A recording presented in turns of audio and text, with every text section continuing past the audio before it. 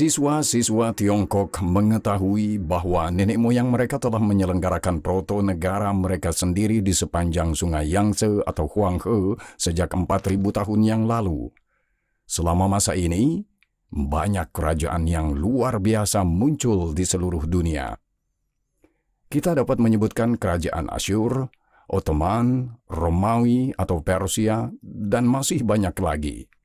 Namun, semuanya bangkit dan akhirnya runtuh.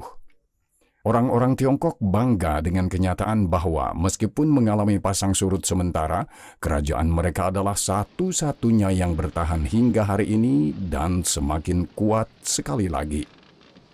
Namun pada pertengahan abad ke-19, perspektif kita akan berbeda. Benua Eropa, sejak masa penemuan geografis maritim pertama pada abad ke-15, mulai tumbuh dalam kekuatan pada tingkat yang belum pernah terjadi sebelumnya.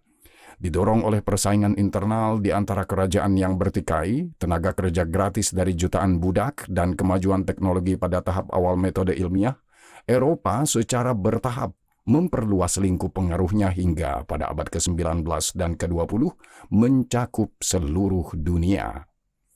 Di bawah tekanannya, sebagai akibat dari Perang Candu, Tiongkok di bawah dinasti Qing juga jatuh. Kekaisaran dan kekuatan Eropa, yang pertama Spanyol atau Portugis dan kemudian Belanda, Jerman atau terutama Inggris, menjadikan Eropa pusat dunia yang tak terbantahkan. Dalam proses ini, orang Eropa menabur benih peradaban mereka di banyak tempat, termasuk Amerika Utara, tempat Belanda, Prancis, atau Inggris mendirikan koloni mereka. Dari benih ini yang dipelihara oleh kondisi geografis yang sangat baik di pedalaman Amerika Utara dan kecanggihan teknologi dan peradaban orang Eropa yang beremigrasi, tumbuhlah pohon yang pada akhirnya akan menaungi pohon ek Eropa yang dominan, Amerika Serikat. Kecanggihan teknologi dan peradaban orang Eropa yang beremigrasi, tumbuhlah pohon yang pada akhirnya akan menaungi pohon ek Eropa yang dominan, Amerika Serikat. Pada tahun 1945, Amerika akhirnya mengambil alih kepemimpinan dari Eropa, mendirikan kekaisaran baru yang mendominasi dunia. Menurut beberapa orang, kekaisaran ini merupakan kekaisaran paling kuat yang dikenal dunia hingga saat ini.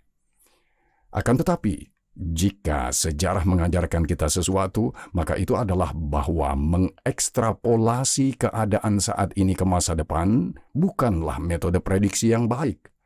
Siklus kekaisaran telah berlangsung tanpa henti selama ribuan tahun. Kelahiran, kemakmuran, puncak, kemunduran, dan pembubaran atau transformasi. Kita dapat menempatkan ketiga pusat kekuasaan pada roda sejarah ini saat ini juga.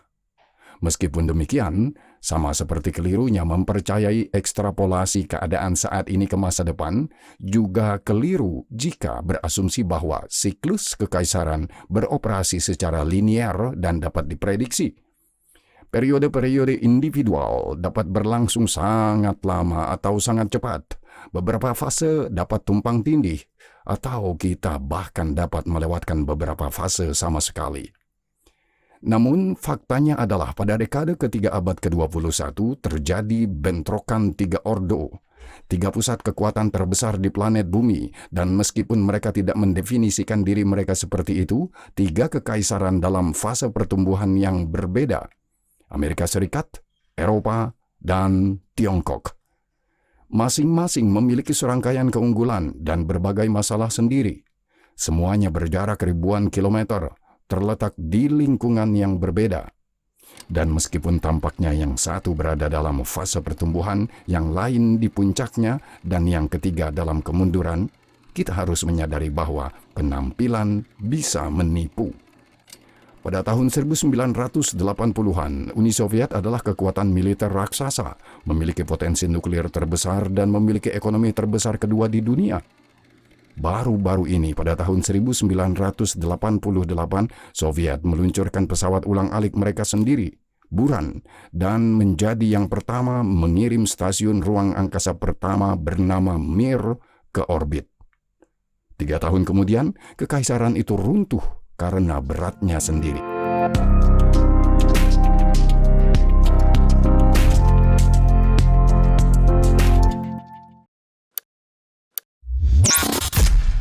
Episode ini tidak akan menjadi upaya klasik untuk memberi peringkat ketiga tokoh utama kita menurut ukuran ekonomi, militer, atau teknologi agregat.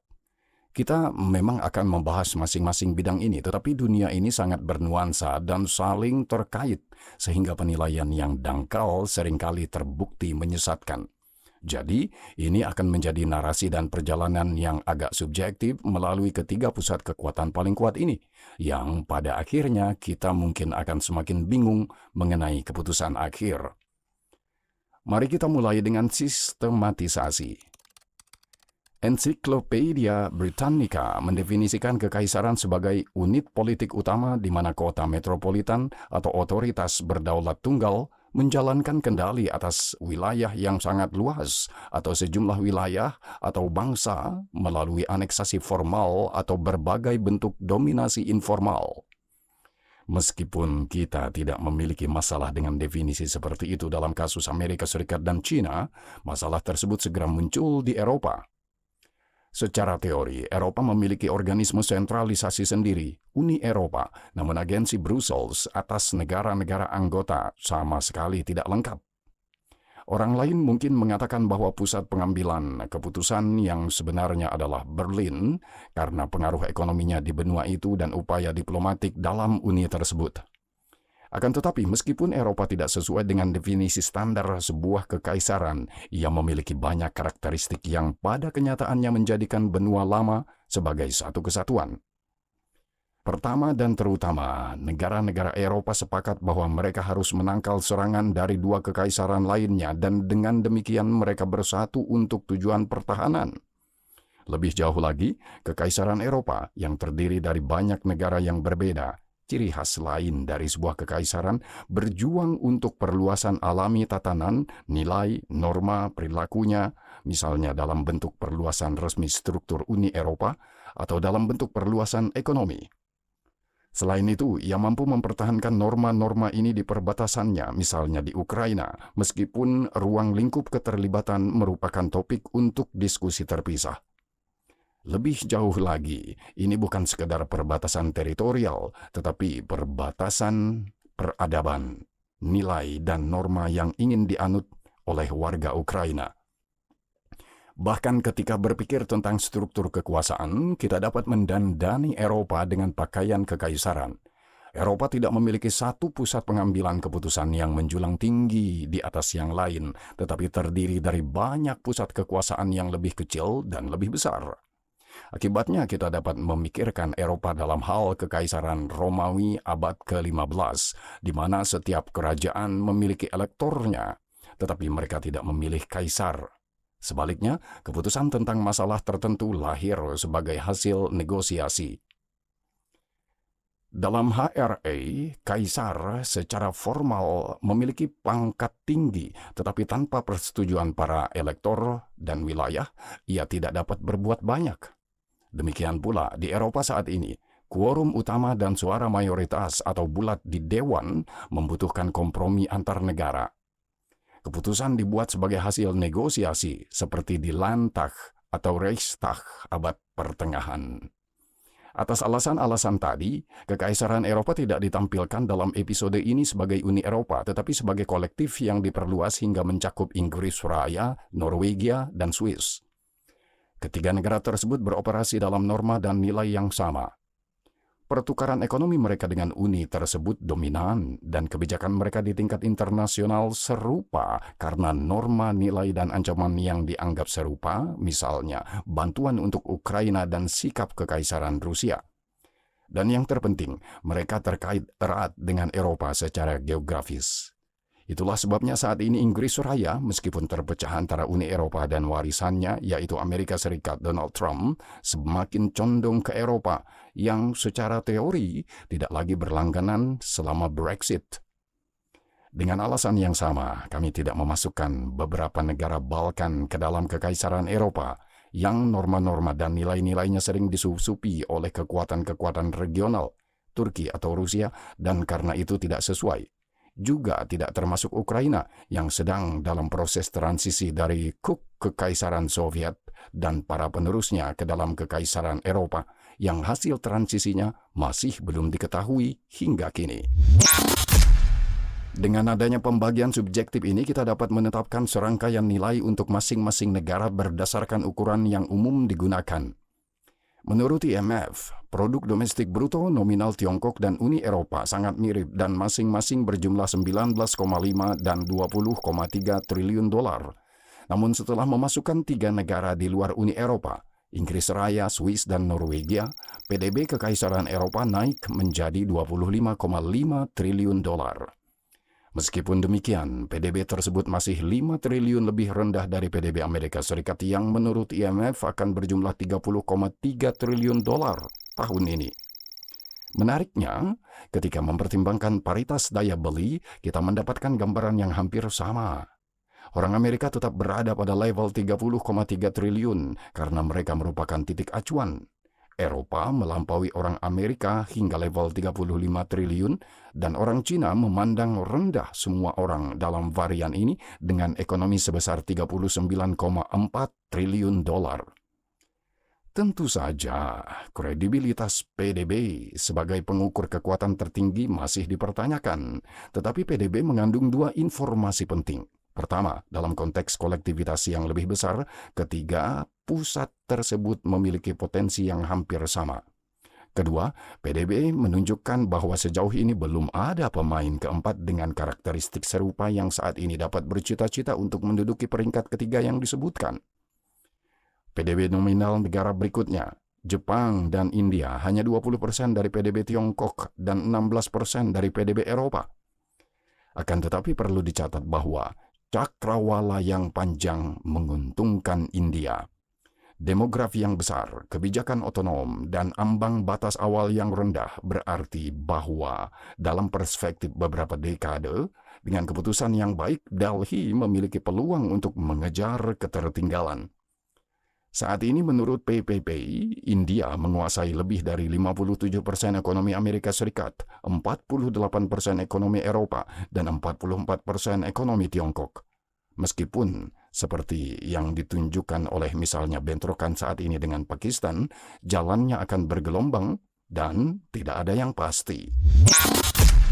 India memiliki kelimpahan yang sama dengan yang dimiliki dan akan dimiliki oleh seluruh negara maju dan Tiongkok. Berlimpahnya jumlah penduduk. Tentu saja, Tiongkok hingga baru-baru ini merupakan negara dengan penduduk terbanyak di dunia. Sekarang secara resmi adalah India, dan secara teoritis mereka tidak boleh mengeluhkan defisit jumlah penduduk. Secara resmi, kerajaan tengah dihuni oleh 1,4 miliar penduduk. Namun, ada beberapa masalah dengan angka ini. Pertama, banyak indikasi yang menunjukkan bahwa angka ini dilebih-lebihkan secara artifisial.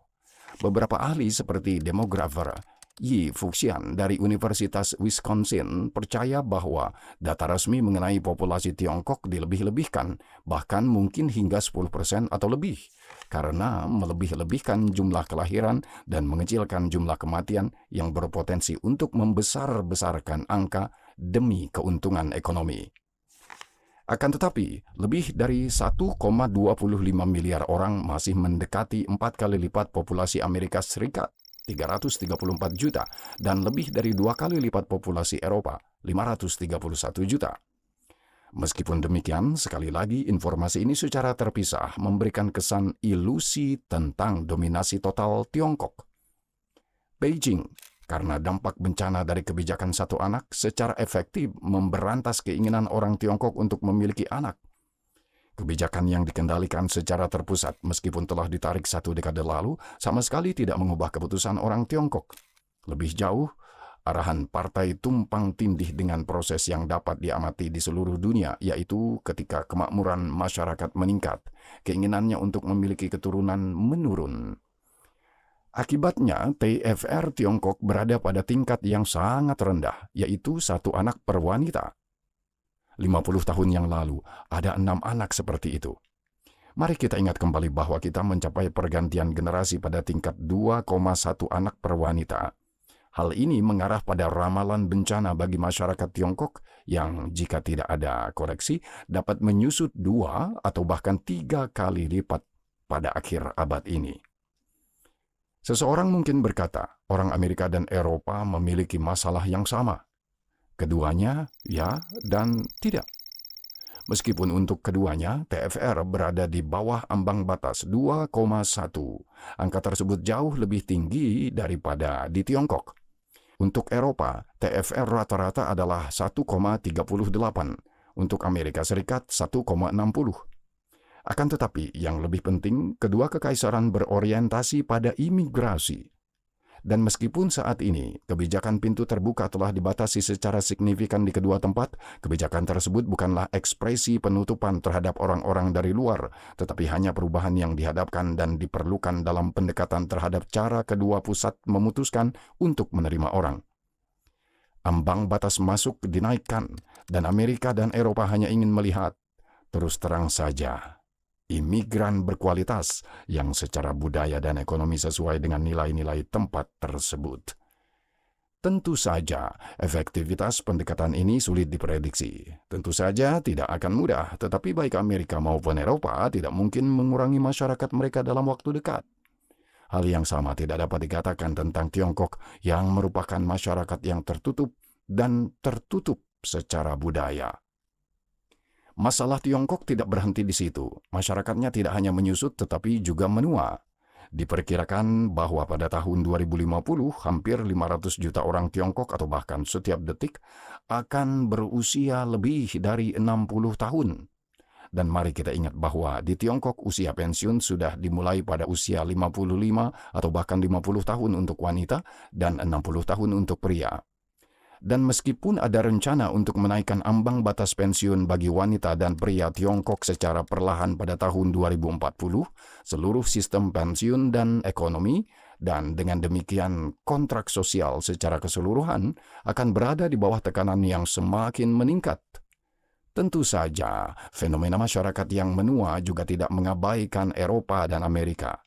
Tetapi, pertama-tama, hal itu diiringkan oleh imigrasi orang-orang yang biasanya muda, serta perawatan kesehatan yang lebih baik untuk orang-orang tua dan kondisi kerja, yang selama masa hidup orang-orang tua secara rata-rata jauh lebih ringan di kedua kekaisaran barat. Oleh karena itu, ambang batas pensiun yang begitu rendah bagi orang-orang Tiongkok. Dampak masalah demografi akan menjadi masalah yang besar bagi PKT, kecuali jika menemukan solusi yang efektif untuk mengatasinya. Hal ini tidak perlu selalu dilaksanakan dengan cara yang baik. Negara otoriter selalu memiliki kemungkinan untuk menggunakan kekerasan terhadap warga negaranya guna mencapai hasil yang diharapkan. Tentu saja, ini bukan tentang penggunaan kekerasan secara harfiah, tetapi tentang penerapan hukuman yang sangat berat. Misalnya karena tidak memiliki anak, sehingga orang-orang akan dipaksa secara ekonomi untuk memiliki anak. Ini dapat disebut kebijakan satu anak yang terbalik. Akan tetapi ada banyak masalah dengan segala bentuk rekayasa sosial jenis ini, seperti yang ditunjukkan oleh PKT. Tetapi ini bukan masalah bagi PKT sebelumnya. Jadi, hal ini juga tidak boleh dikesampingkan saat ini. Namun jika Tiongkok tidak mulai membalikkan tren yang membawa bencana ini, maka penurunan demografi mungkin menjadi alasan yang tidak jelas bagi jalur tabrakan yang semakin intensif yang dialami oleh 2 dari 3 kekaisaran kita, Amerika Serikat dan Tiongkok. Mengapa Eropa tidak termasuk dalam persamaan ini? Potensi perang kinetik kekaisaran kontemporer biasanya dianalisis dengan mengesampingkan Eropa karena alasan sederhana. Kurangnya pusat pengambilan keputusan yang terpadu, dan tanpanya kekaisaran tidak dapat berperang dalam pengertian konvensional. Meskipun seperti yang telah kami sebutkan, Eropa mampu melakukan ekspansi dalam dimensi lain, ekonomi, budaya, atau ideologis. Hanya tindakan terkini pemerintahan Donald Trump yang ditujukan ke Eropa yang jelas-jelas bersifat ofensif memperlakukan Eropa sebagai pesaing. Namun, tindakan ini tidak seberapa dibandingkan dengan pendekatan Trump terhadap China. Perang dagang yang terjadi pada bulan April telah menaikkan hambatan tarif ke tingkat yang sangat tinggi, dan ini hanyalah tahap lain dari eskalasi multidomain yang telah berlangsung antara kedua kekuatan tersebut, setidaknya selama 1 dekade. Kompleksitas hubungan Tiongkok-Amerika terlihat di banyak tingkatan.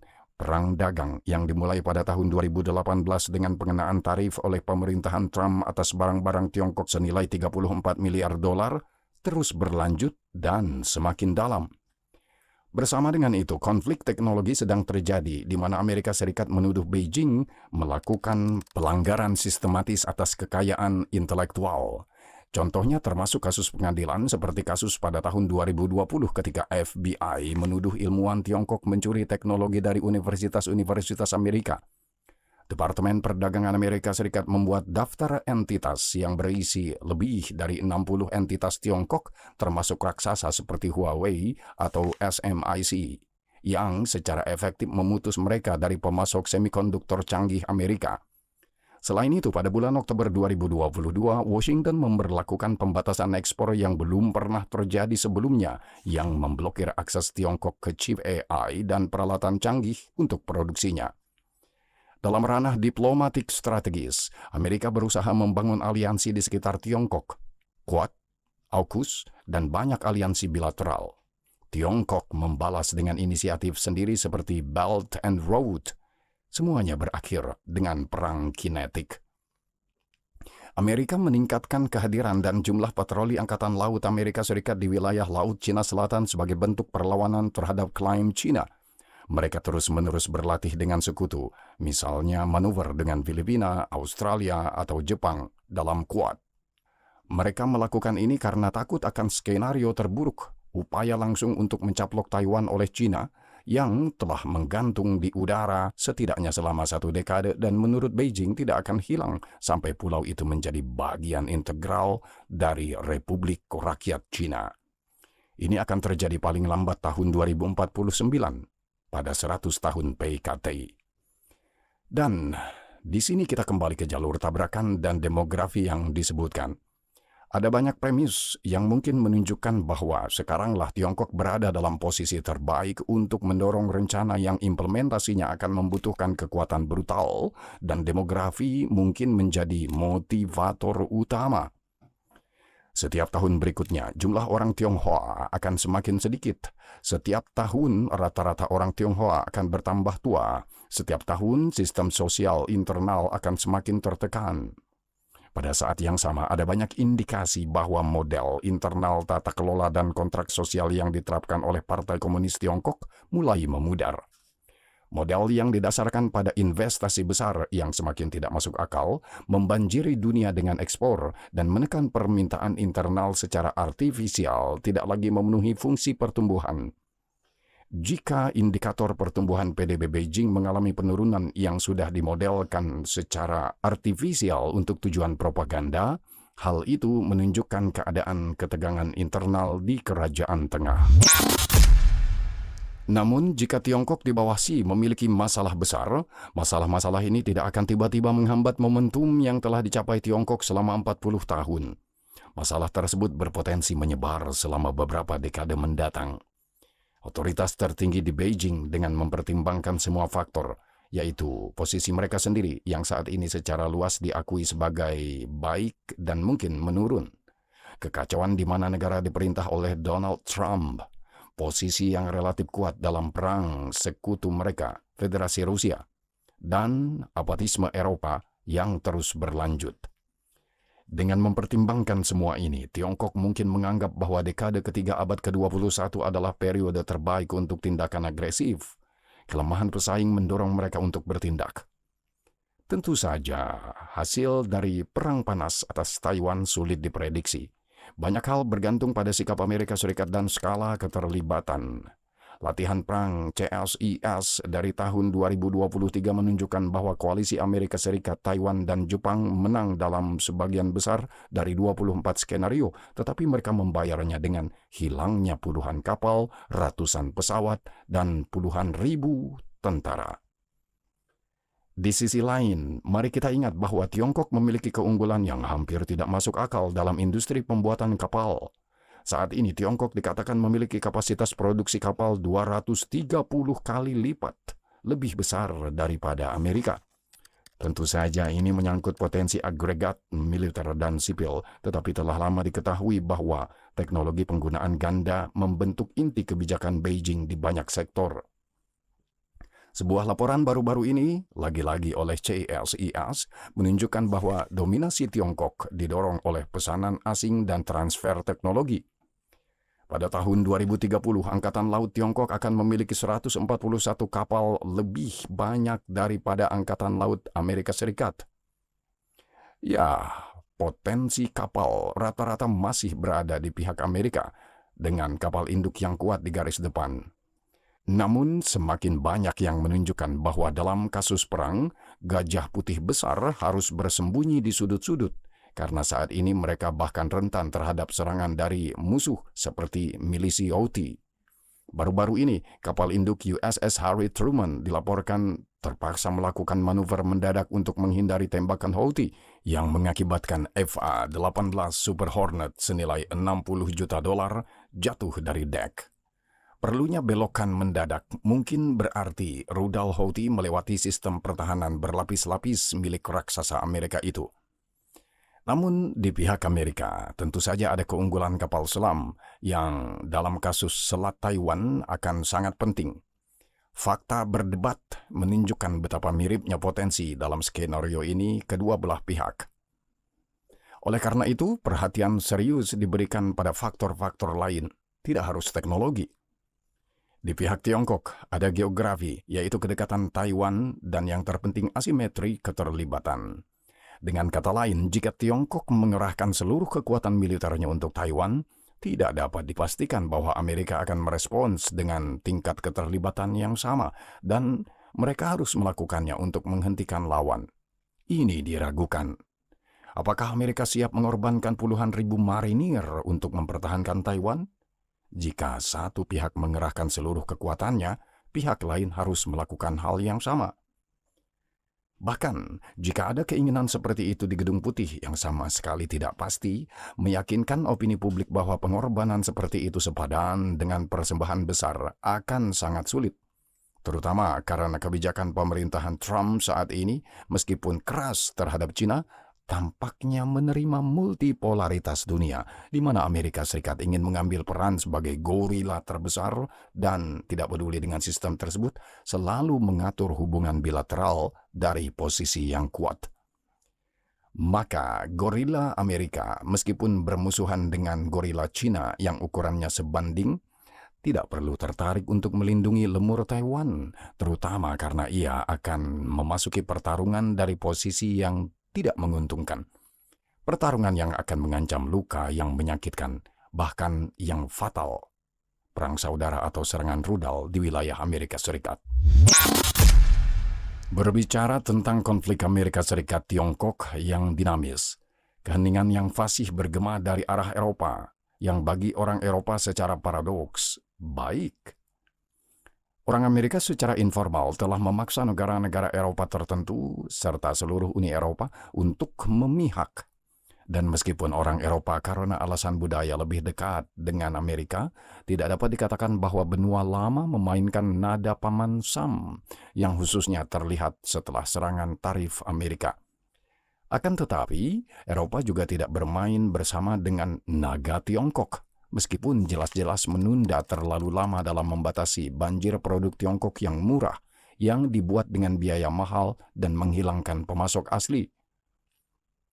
Kehati-hatian bersama ini menunjukkan dua hal. Sekali lagi, hal ini menunjukkan bukti bahwa Eropa membentuk kutub kuasi imparsial yang terpisah. Dan kedua, hal ini menunjukkan bahwa tujuan Eropa dalam potensi konflik panas Amerika Serikat-Tiongkok adalah untuk tetap berada di pinggir. Kepinggiran dalam kasus seperti itu merupakan keuntungan, bukan kerugian. Terutama karena orang Eropa kemudian harus tetap waspada terhadap perbatasan mereka sendiri. Karena pertama, Eropa terlepas dari elemen tunggal kemampuan Inggris atau Prancis tidak memiliki kemampuan ekspedisi Samudra Biru.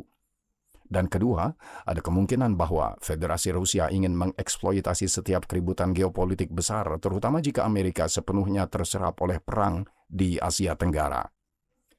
Skenario seperti itu membuka kotak Pandora dan menjadi jendela peluang bagi banyak pemain.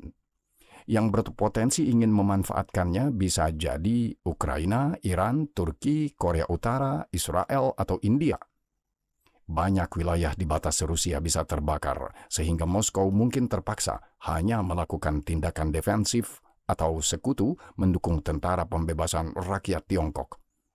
Oleh karena itu, jika Eropa memainkannya dengan baik, dengan kata lain mempersiapkan diri dengan baik, maka potensi konflik dunia berikutnya dapat melewatinya, yang dengan sendirinya akan menjadi pencapaian besar. Melihat sejarah abad ke-20, perannya akan terbatas pada basis industri, kemungkinan besar untuk Amerika. Tentu saja, pinggiran ini yang dalam skenario ini merupakan keuntungan tidak hanya geografis. Eropa kemungkinan besar juga akan terlibat langsung dalam konflik ini jika profilnya sesuai dengan profil Amerika. Dengan kata lain, jika itu adalah kekaisaran tradisional dengan pusat kekuatan dan sumber daya yang ditetapkan secara ketat. Eropa tidak memiliki ini, yang pada era saat ini diindikasikan sebagai salah satu penyakit utama benua lama dan kelemahan utamanya dibandingkan dengan dua pesaing utamanya. Uni Eropa dirancang sebagai platform yang menyatukan orang Eropa di tingkat manusia, tepat setelah kiamat berdarah Perang Dunia Kedua, tetapi juga sebagai organisme yang menyatukan potensi yang dihasilkan secara kolektif oleh negara-negara Eropa. Namun, perwujudan pertama proyek ini, meskipun mencapai banyak hal baik, pada akhirnya gagal dalam upaya untuk secara efektif mengumpulkan dan memanfaatkan potensi penuhnya sendiri dalam satu berkas kumulatif. Dapat dikatakan bahwa meskipun proyek Uni Eropa sangat masuk akal dalam asumsinya, setan Eropa kembali melalui pintu belakang. Negara-negara Eropa, terutama yang lebih kecil dan kurang makmur, sangat yakin bahwa adalah mungkin untuk menciptakan entitas yang secara bersamaan akan berusaha untuk mencapai pembangunan yang setara bagi seluruh kolektif, menerapkan ukuran yang sama pada setiap anggota dan kebutuhan mereka, dan menjaga kebebasan setiap negara. Seharusnya ini adalah permainan dengan jumlah positif. Apakah selalu seperti itu dalam kenyataannya? Negara-negara Eropa, terutama yang paling kuat dengan sejarah terpanjang yang tak terputus, tidak pernah meninggalkan prinsip menempatkan kepentingan nasional di atas kepentingan masyarakat. Omong-omong, sulit untuk menyalahkan mereka karena itu adalah keharusan mereka selama ratusan tahun dan justru yang mendorong mereka ke perang berdarah pada paruh pertama abad ke-20. Yang dapat disalahkan adalah penolakan terus-menerus terhadap fakta empiris ini dan pengaburannya yang terus-menerus di forum Eropa. Ini sangat merugikan gagasan integrasi Eropa yang seharusnya diperlukan. Mengapa hal itu merugikan? Karena kepentingan pan-Eropa digunakan sebagai motif untuk mewujudkan kepentingan nasional tertentu yang seiring waktu menyebabkan terkikisnya kepercayaan negara-negara terhadap proyek Uni Eropa. Hal ini dibuktikan dengan dua contoh nyata. Jerman melaksanakan proyek Nord Stream yang terpisah dari kepentingan Uni Eropa, didefinisikan sebagai kepentingan mayoritas negara Uni Eropa, menempatkan kepentingannya sendiri dan yang lebih buruk, kepentingan Rusia di atas kepentingan Uni Eropa. Hasilnya, perang di Ukraina yang tanpa Nord Stream mungkin tidak akan terjadi karena hal itu akan meningkatkan biaya kalkulasi perang bagi Moskow.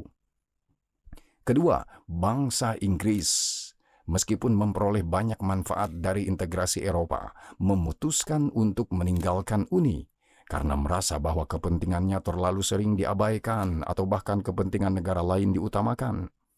Tentu saja, keseimbangan Brexit secara keseluruhan masih bisa diperdebatkan, tetapi fakta adanya perasaan kolektif seperti itu di kalangan bangsa Inggris sudah menunjukkan banyak hal. Oleh karena itu, tahap kedua proyek Uni Eropa harus bebas dari ilusi ini. Jelas bahwa setiap negara Eropa akan mengejar kepentingan nasional di masa mendatang, dan orang Eropa harus berhenti menipu diri sendiri bahwa hal itu akan terjadi sebaliknya. Apakah ini berarti bahwa proyek Uni Eropa tentang integrasi potensial harus ditinggalkan? Sama sekali tidak. Itu masih merupakan tujuan penting terutama dengan kehadiran dua kerajaan besar di timur jauh dan barat, tetapi realisasi tujuan ini harus berubah. Perpecahan Eropa adalah masalah, tetapi saat ini merupakan masalah yang tidak dapat diatasi. Jadi, alih-alih melawannya dengan paksa, perpecahan tersebut harus dimanfaatkan. Perpecahan bukanlah masalah, melainkan fitur. Kami menjelaskan topik ini secara lebih luas, kelemahan Eropa dan pencarian alternatif, dalam episode Eropa dalam Proses Evolusi Darwinian. Uni dan Eropa secara lebih luas harus fokus pada identifikasi yang efektif atas kepentingan bersama anggota tertentu di area tertentu. Negara-negara Eropa tidak dapat mengatasi fakta bahwa ancaman Rusia akan dirasakan secara berbeda di Polandia, Estonia, dan Finlandia dibandingkan di Portugal atau bahkan Jerman. Oleh karena itu, mengharapkan bahwa Eropa kemudian akan terlibat secara setara dalam masalah ini hanyalah angan-angan belaka. Itulah sebabnya negara-negara Eropa terutama harus bersatu di sepanjang garis kepentingan bersama. Ketika hal itu dianggap sama seriusnya oleh anggota tertentu, maka dampak penerapan kebijakan tertentu akan lebih efektif. Oleh karena itu, nama kerja dari pendekatan tersebut, Union of Coalition of the Willing. Hal ini tidak mengecualikan pencarian kepentingan bersama di tingkat kolektif secara keseluruhan, terutama karena banyak di antaranya telah ditemukan. Ini termasuk kebebasan pergerakan modal, orang atau barang, wilayah Schengen, atau serikat pabean bersama yang dalam kekacauan tarif saat ini terbukti sangat penting. Dengan kata lain, ini tentang menavigasi dengan bijak antara kepentingan anggota individu dan kepentingan bersama yang harus dicari, tetapi tidak dipaksakan dengan paksa mengikuti arus sentralisasi yang keras. Karakteristik kekaisaran Eropa berbeda dengan karakteristik Amerika atau Cina, dan oleh karena itu metode pengelolaannya pun harus berbeda. Ya, kurangnya konsolidasi kekuasaan memang bermasalah di banyak momen, tetapi di sisi lain kita dapat memahaminya sebagai bentuk diversifikasi. Gagasan Eropa sebagai entitas yang beragam menunjukkan kelemahan lain dalam kebijakan Uni Eropa saat ini. Model sentralisasi yang dipromosikan secara paksa tidak hanya seringkali bertentangan dengan suasana internal yang menciptakan gesekan dan konflik, tetapi juga menyerang diversifikasi Eropa. Dalam episode yang disebutkan tadi, kami mengemukakan tesis bahwa daya saing dan persaingan negara-negara dan kerajaan Eropa, terutama di milenium kedua era kita, meskipun seringkali brutal dan berdarah, mengarah pada kemajuan dan pembangunan. Ide dan konsep baru diciptakan, diuji oleh berbagai pemain, yang terbaik tetap ada, dengan cepat diadaptasi oleh para tetangga. Secara umum, Uni membuat kesalahan strategis di banyak sektor, memaksakan satu pola pada semua anggota. Maka Eropa kehilangan kemampuannya sendiri untuk menciptakan ide-ide kompetitif dan persaingan mereka di lingkungan alam. Yang seharusnya dilakukan Brussels adalah mengawasi mekanisme tersebut sehingga persaingan ini tetap terkendali, yaitu tanpa perang, dan untuk menangkap ide-ide terbaik dan mendorong, bukan memaksakan penerapannya. Diversifikasi nasional memiliki keuntungan lain, yaitu Eropa tidak terancam oleh misalnya skenario Trump, karena bahkan jika seorang pemimpin dengan profil seperti itu muncul di satu tempat, maka hal itu hanya menyangkut sebagian kecil dari keseluruhan. Maka, pertama, hal itu hanya menyangkut sebagian dari keseluruhan, dan kedua, hal itu seringkali diimbangi oleh perubahan kebijakan di negara lain karena hal itu berdampak negatif terhadap peluang kandidat serupa di negara lain. Contoh terakhir adalah kemenangan kaum liberal di Kanada setelah pemerintahan Trump yang kacau, meskipun faktanya mereka sebelumnya dikutuk untuk kalah. Dengan demikian, Eropa memiliki kemampuan menstabilkan yang lebih besar, yang secara alami muncul dari karakternya. Ada fitur lain yang juga berkontribusi pada stabilitas ini, kemampuan bertahan. Kurangnya sentralisasi kekuasaan yang kuat berarti bahwa Eropa secara geopolitik harus bermain, terutama secara defensif, bukan hanya karena fragmentasi tetapi juga lingkungannya sendiri. Ya, terkadang ini menjadi masalah, tetapi perhatikan bahwa kekaisaran biasanya mati karena alasan yang berlawanan. Ekspansi berlebihan yang disebut oleh Anglo-Saxon sebagai imperial overreach. Kekaisaran setelah tahap pertumbuhan mendadak, bersemangat dengan keberhasilan dan agensi, akhirnya meraih terlalu banyak secara teritorial, militer, pengeluaran, dan lain-lain. Kontrol kekaisaran di pinggiran mulai dipertanyakan yang seiring waktu berkontribusi pada keruntuhan mendadak. Setelah masa pemerintahan Kaisar Trajan tahun 98 hingga 117 Masehi yang memimpin Roma ke wilayah teritorialnya yang paling luas, kekaisaran mulai menderita karena perbatasan yang luas untuk mempertahankan Rhin, Danube, Kepulauan Inggris, biaya militer dan administrasi yang berlebihan, dan birokrasi yang berkembang. Pada tahun 476, bagian barat Kekaisaran Romawi jatuh.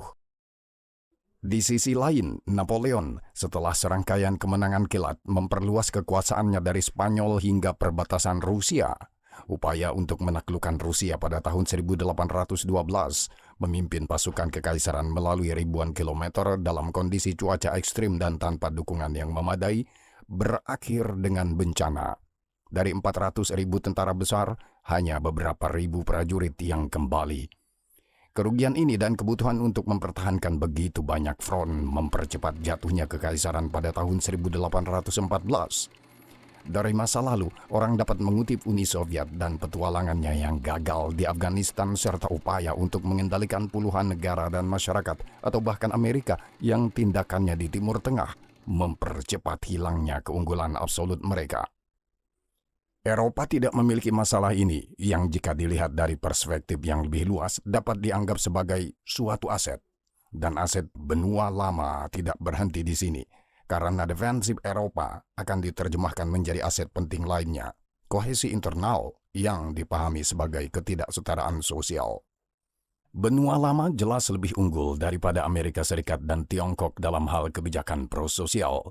Di Eropa, lebih banyak perhatian diberikan pada layanan kesehatan gratis, pendidikan, atau bantuan untuk orang-orang termiskin.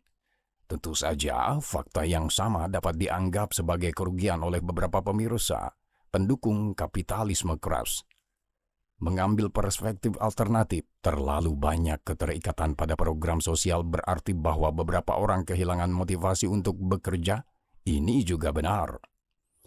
Oleh karena itu, keseimbangan yang sehat dan desain kebijakan sosial yang bijaksana adalah kuncinya untuk membantu orang-orang yang benar-benar terpinggirkan dari sistem mengejar ketertinggalan sambil menghindari demotivasi masyarakat lainnya dari pekerjaan kreatif. Oleh karena itu, umur panjang kekaisaran juga berasal dari fakta bahwa kekaisaran yang efektif tidak meninggalkan siapapun di pinggir. Ketika hal itu terjadi setelah beberapa waktu, sejumlah besar orang yang diabaikan oleh sistem akan berkumpul dan ingin menggulingkannya.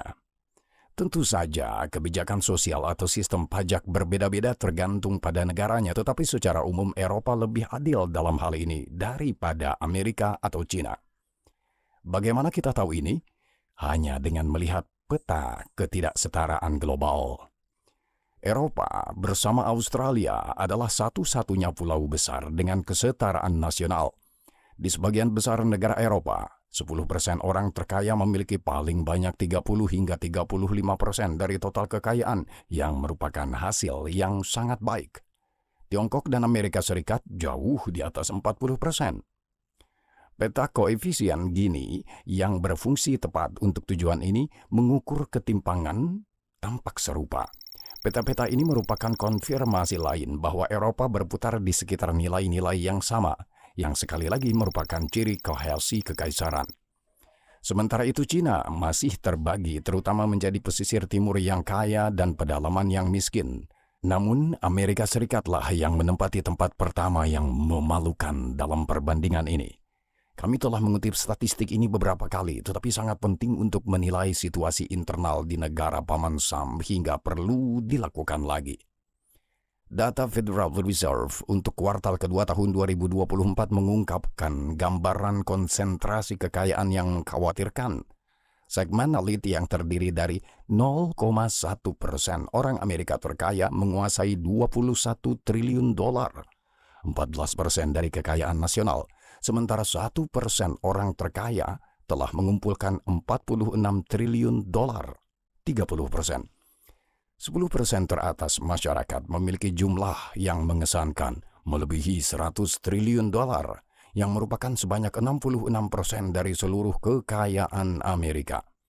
Sementara itu, setengah dari populasi Amerika Serikat harus puas dengan hanya 4 triliun dolar atau 2,6% dari kue tersebut. Proporsinya mengejutkan. 334 ribu orang dari lapisan terkaya memiliki kekayaan 5 kali lebih banyak daripada 167 juta orang Amerika termiskin. Ini penting jika kita berasumsi bahwa faktor-faktor yang berpotensi terbesar menggulingkan kekaisaran di Amerika Serikat justru terletak pada kekhususan sistem tersebut. Singkatnya, peragaan tadi tentang kekuatan Eropa yang sering kali tidak kentara bukanlah suatu kebetulan. Dalam beberapa bulan dan tahun terakhir, kelemahan benua lama banyak dibahas dan bahwa statusnya sedang merosot merupakan konsensus global. Ini benar. Kami sendiri telah mencurahkan banyak ruang untuk menganalisis penyakit-penyakit Eropa dan kami akan segera membahasnya lagi. Akan tetapi, seperti yang dapat dilihat, Eropa memiliki kekuatannya sendiri. Fakta bahwa kekuatan-kekuatan itu lunak tidak berarti bahwa kekuatan-kekuatan itu tidak penting.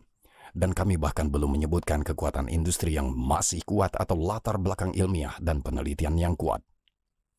Meskipun demikian, persepsi negatif yang wajar mengenai keadaan Eropa muncul dari penilaian tempat ini melalui prisma beberapa faktor kunci bagi dunia abad ke-21. Di sini, kelemahan Eropa terekspos dengan kuat. Pada saat yang sama, dalam kerangka mereka, Tiongkok dan terutama Amerika Serikat semakin kuat. Kita tidak dapat menghindar dari kenyataan betapa digitalnya dunia modern saat ini. Hampir setiap perangkat terhubung ke internet, terkadang bahkan bodoh seperti bel pintu, dan menghubungkan perangkat-perangkat ini ke pengetahuan yang terkumpul di internet dalam proses pengembangan kecerdasan buatan. Berarti bahwa seluruh lingkungan teknologi akan semakin hadir dalam setiap aktivitas yang kita lakukan setiap hari.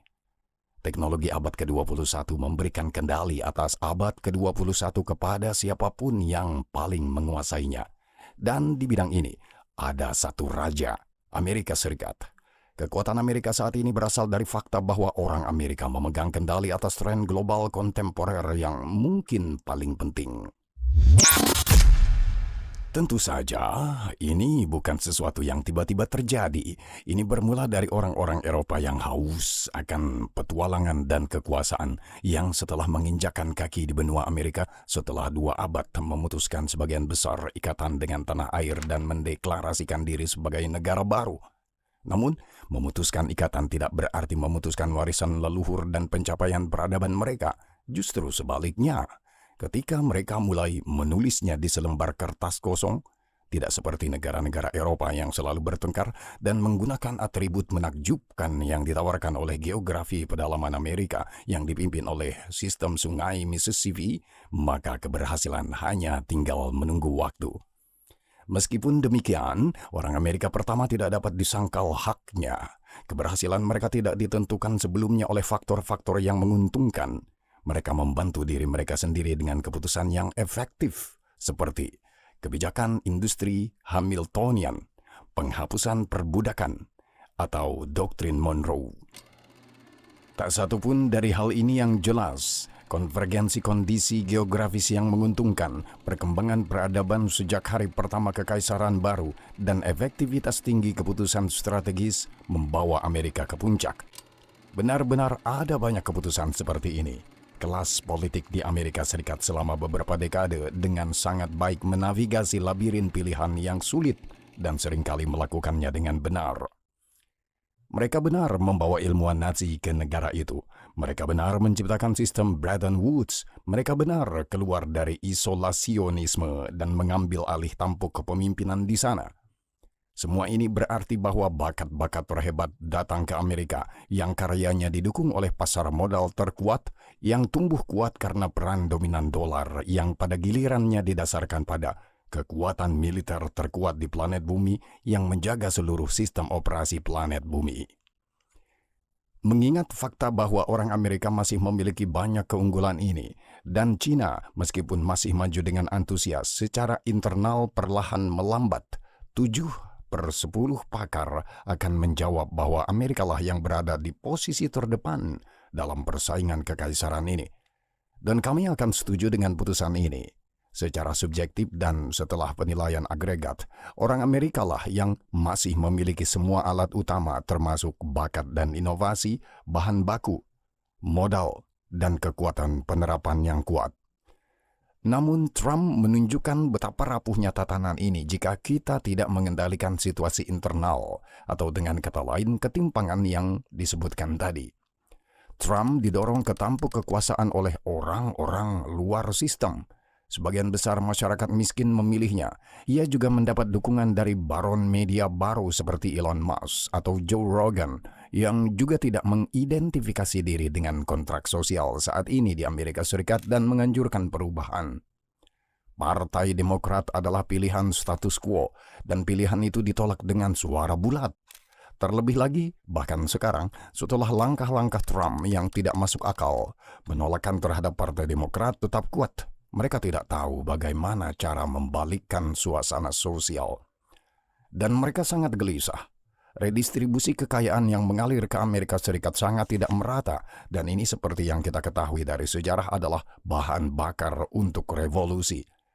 Trump adalah tindakan pertama dari suara oposisi, dan seperti yang dapat dilihat, hal itu menciptakan ruang untuk anarki total, tidak hanya di Amerika Serikat tetapi juga di dunia yang dirancang oleh orang Amerika. Masalah ini semakin parah karena Trump adalah aktor yang menggunakan kebingungan ini untuk motif egoisnya sendiri, bukan untuk perubahan nyata. Hasilnya adalah degradasi efektivitas lembaga Amerika yang menjadi dasar keberhasilan Amerika selama 200 tahun terakhir. Hal ini dapat dilihat misalnya dari bagaimana Washington kehilangan arah dalam menentukan posisinya sendiri di dunia. Orang Amerika tidak ingin mempertahankan tatanan yang mereka ciptakan karena itu merugikan, dan di sisi lain, mereka ingin mempertahankan semua manfaat yang ditawarkannya. Anda tidak dapat memiliki kue dan memakannya sekaligus. Semakin lama, masalah kontrak sosial dan distribusi yang tidak merata tidak terselesaikan, semakin lama pula periode inersia Amerika dalam menentukan kebijakan yang efektif, dan pada saat yang sama, periode erosi dominasi Amerika. Semua diskusi tentang tarif, kebijakan industri, atau peran dolar hanyalah turunan dari masalah internal yang lebih dalam. Maka kita telah sampai pada akhir cerita ini, yang darinya kita akan mencoba untuk menyimpulkan secara sintetis. Menurut sebagian besar metrik yang sulit, Amerika adalah dan masih merupakan kekaisaran paling kuat di dunia. Teknologi, pasar modal, bakat, militer, semua ini berhasil dimanfaatkan oleh Amerika menjadi satu algoritma kesuksesan yang efektif. Namun, kesuksesan tidak diberikan selamanya dan ada rintangan di sepanjang jalan. Di jalur kesuksesan Amerika yang digerakkan oleh mesin kapitalis, raksasa muda itu membungkus dirinya dengan pemberat dominasi orang kaya atas orang miskin. Kendaraan itu mencapai titik di mana sesuatu akhirnya harus dilakukan tentang hal itu, atau hal itu mengancam konsekuensi yang serius. Orang Amerika berada dalam posisi yang sama 100 tahun yang lalu ketika reformasi New Deal Franklin D. Roosevelt membantu meredakan ketegangan dan menyamakan kesenjangan, memberikan dasar bagi zaman keemasan Amerika. Jika orang Amerika berada di atas, maka China mengintai di belakang mereka yang masyarakatnya masih haus akan kesuksesan dan perbaikan situasi hidup mereka. Di kerajaan tengah masih ada kebanggaan besar atas bagaimana negara itu bangkit dari kemiskinan total hingga kini ditampilkan sebagai kekuatan terkemuka dunia yang setara dengan Amerika Serikat. Dan memang benar, China benar-benar memiliki banyak argumen di pihaknya. Kemajuan teknologi sungguh menakjubkan.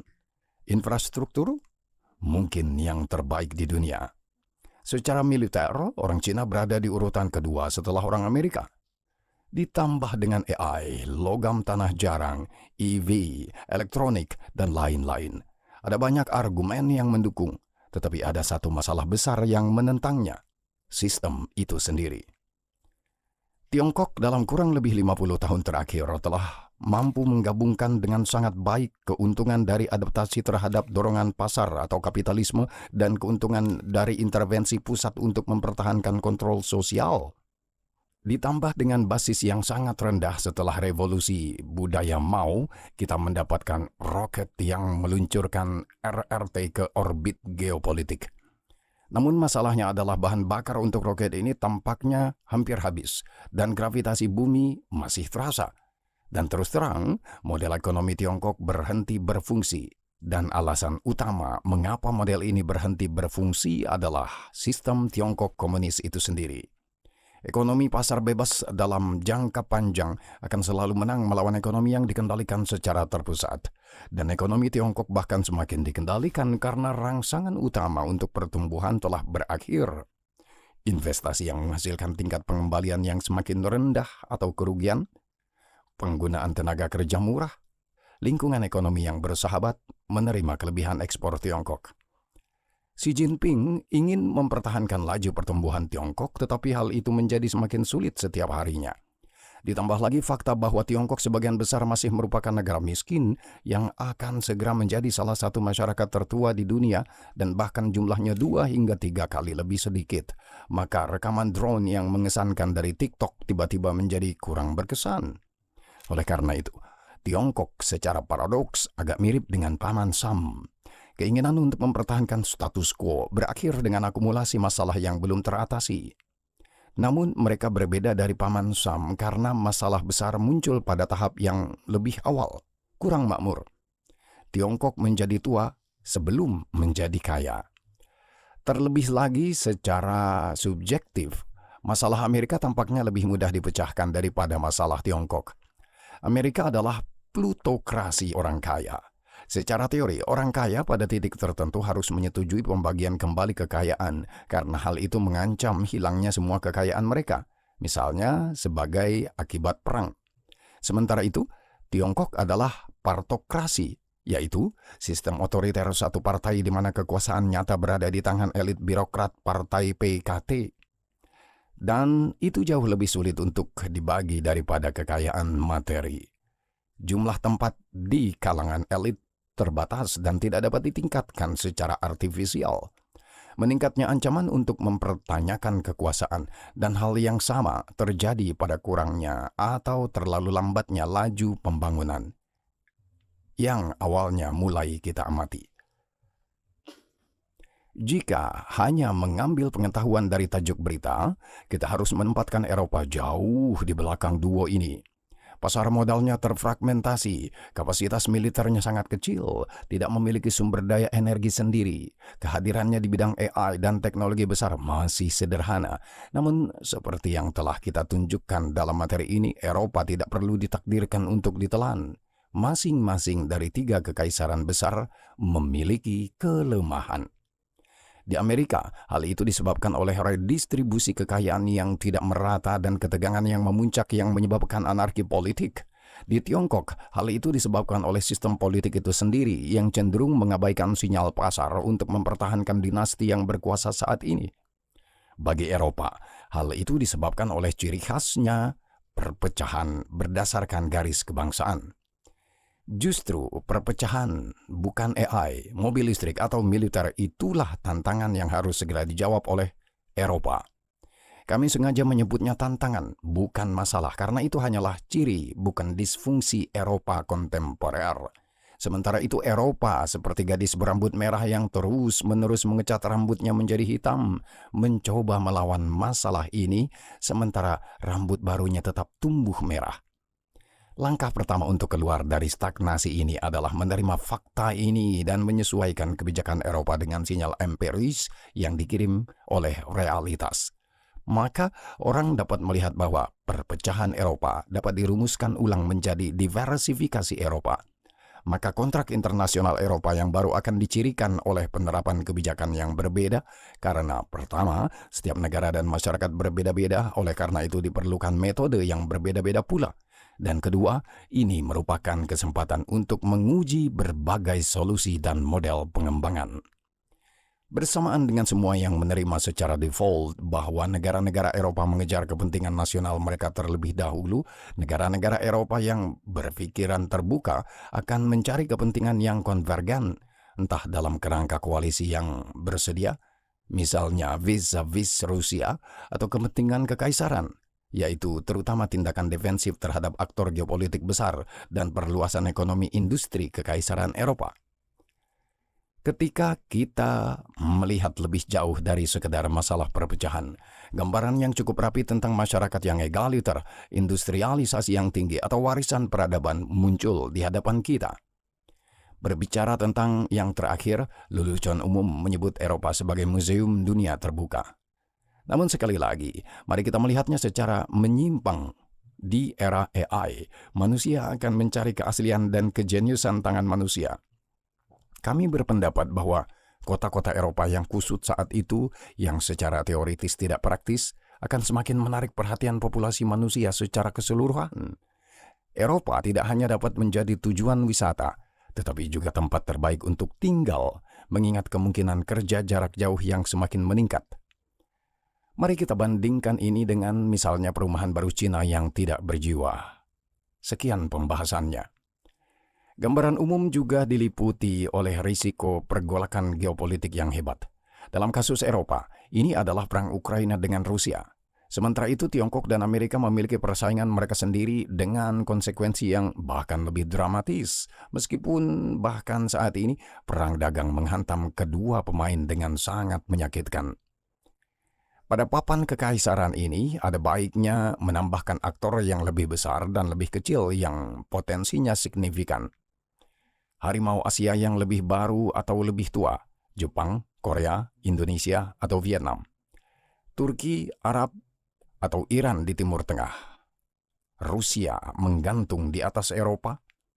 Melihat Amerika Serikat dari selatan, Meksiko dan Brasil, atau akhirnya Afrika yang masih liar. Semua itu juga menambah banyak faktor yang tergantung pada skenarionya dapat berdampak positif atau negatif pada prospek kutub kekuasaan tertentu. Sejauh ini lingkungan tampaknya menguntungkan Tiongkok. Pertukaran ekonomi yang tinggi dan Amerika Serikat kurangnya pesaing alami dan bagi Eropa merupakan masalah. Rusia, Timur Tengah, dan migran. Tetapi apakah akan selalu demikian? Tentu saja tidak. Oleh karena itu, sebagai kesimpulan, kembali ke siklus kekaisaran yang disebutkan sebelumnya, sekilas orang dapat mengatakan bahwa Amerika berada dalam fase puncak, Tiongkok berada dalam fase pertumbuhan, dan Eropa berada dalam fase dekadensi. Dalam kasus Amerika, ini berarti bahwa segala sesuatunya baik, tetapi akan semakin buruk. Tetapi apakah itu pasti? Jika masalah internal dijinakkan secara efektif, seperti yang terjadi 100 tahun yang lalu, dan kekuatan yang mengalir dari AI diadopsi secara efektif, Amerika tidak harus menyerahkan telapak tangan keutamaan sama sekali. Kami juga tidak akan berprasangka buruk tentang kepergian Amerika melintasi Pasifik, yaitu isolasionisme yang lebih besar. Masalahnya masih tetap dalam tahap perkembangan. Dalam kasus Cina, fase saat ini menempatkan kerajaan tengah pada tren naik dan berpotensi mengambil alih posisi utama, tetapi banyaknya masalah dapat secara efektif menghalangi hal ini. Dan itu berarti bahwa Beijing tidak berada dalam fase pertumbuhan, tetapi pada puncaknya, puncak di bawah puncak Amerika. Eropa dalam roda ini sedang dalam fase kemunduran, dan mengingat posisinya pada abad ke-19 dan awal abad ke-20, sulit untuk membantahnya. Namun, Eropa Barat setelah perang yang menghancurkan mampu mengubah dirinya sendiri begitu cepat dalam 4 dekade. Pada tahun 1980-an, sehingga PDB agregatnya kembali menjadi yang tertinggi di dunia. Kemunduran berarti kemalasan dan mati rasa. Sementara itu, di Eropa jelas ada kegaduhan, meskipun sejauh ini dampaknya masih sedikit. Namun, sistem demokrasi berarti bahwa jika kelas politik saat ini tidak menemukan solusi, kelas lain akan datang setelahnya sebagai iterasi adaptasi berikutnya terhadap kondisi yang berubah. Keterbukaan benua lama biasanya dianggap sebagai kelemahan, tetapi sejarawan Swedia Johan Norberg dalam bukunya Peak Human yang menggambarkan kebangkitan dan kejatuhan kekaisaran mengajukan tesis yang berbeda. Buku tersebut baru akan terbit pada bulan September, tetapi dalam pratinjau untuk The Economist, majalah tersebut melaporkan bahwa menurut Norberg, kekaisaran yang memenangkan persaingan melakukannya karena mereka lebih terbuka untuk berdagang, untuk orang asing, dan untuk ide-ide yang menentang status quo. Ketika mereka menutup diri lagi, mereka kehilangan kilau mereka sebelumnya. Athena menjadi contohnya. Athena lebih dari sekedar tempat lahirnya demokrasi. Kemakmurannya berasal dari liberalisme yang kuat menurut standar kuno. Dengan tarif yang rendah hanya 2% dan pendekatan terbuka terhadap orang asing, negara kota ini menciptakan peluang ekonomi yang belum pernah terjadi sebelumnya, sebagaimana dibuktikan oleh fakta bahwa seorang mantan budak dari Suriah menjadi salah satu penduduk terkaya di sana.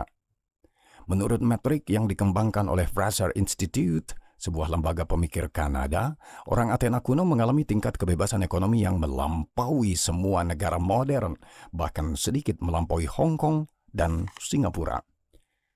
Tentu, hambatan yang ditempatkan dengan bijak, misalnya tarif atau fisik, merupakan alat yang berguna, tetapi kelebihannya dapat menyebabkan keruntuhan internal, seperti yang ditunjukkan Norberg.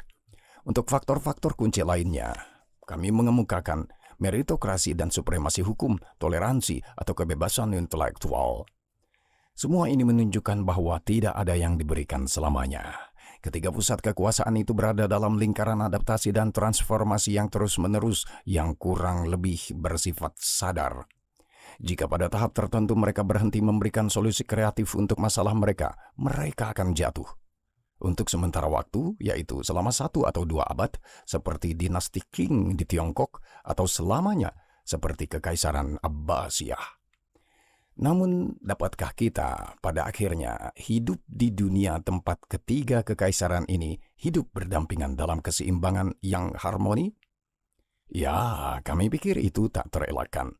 Ini berarti bahwa gesekan dan konflik akan berakhir, tetapi selama berabad-abad atau ribuan tahun, kecenderungan konvergensi global terlihat jelas, dan di baliknya terdapat perubahan teknologi, budaya, ekonomi, atau moral. Berbicara tentang yang terakhir, hingga baru-baru ini, warna kulit dapat menentukan bahwa seseorang adalah spesies manusia yang lebih buruk, dan terlebih lagi, manusia dapat menjadi milik sepenuhnya manusia lain. Oleh karena itu, dengan memberikan sedikit kebebasan untuk berimajinasi dan mengambil cakrawala ratusan, jika tidak ribuan tahun, pembagian saat ini, misalnya nasional, mungkin tidak dapat dipahami oleh para penerus kita. Terlebih lagi karena eksplorasi ruang angkasa yang efektif akan membutuhkan konsensus global.